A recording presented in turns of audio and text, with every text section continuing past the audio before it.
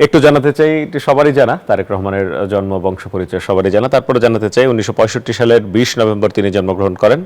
শহীদ রাষ্ট্রপতি জিয়াউর রহমান, যিনি স্বাধীনতার ঘোষক, বিএনপির প্রতিষ্ঠাতা, তার বড় পুত্র তারেক রহমান। এবং 1981 সালে আপনারা জানেন জিয়াউর রহমান আততায়ীর গুলিতে শহীদ হয়েছিলেন।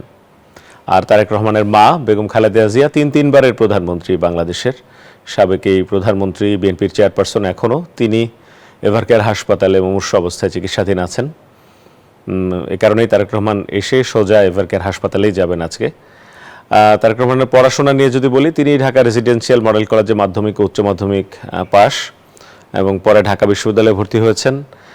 এরপর তিনি লন্ডনের একটি বিশ্ববিদ্যালয়ে আইন বিষয়ে পড়াশোনা করেছেন এবং সেখানে পড়াশোনা শেষ করেছেন। তারেক রহমানের জন্ম, পারিবারিক জীবন যেমনটি জানাচ্ছিলাম, তার সংসারে যারা যারা আছেন, স্ত্রী জুবাইদা রহমান, তিনিও ফিরছেন তারেক রহমানের সঙ্গে। এর আগেও তিনি এসেছিলেন, বেগম খালেদা জিয়াকে দেখে তারপর আবার লন্ডনে গেছেন।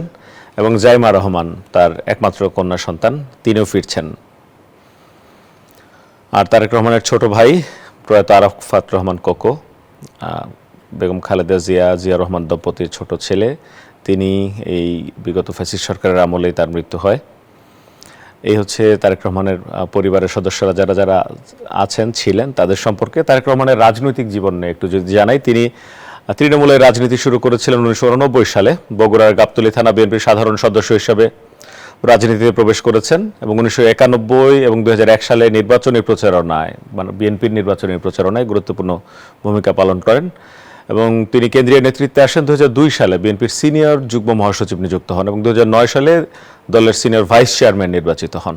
এবং পরবর্তীতে তিনি দলের শীর্ষ পর্যায়ে চলে আসেন।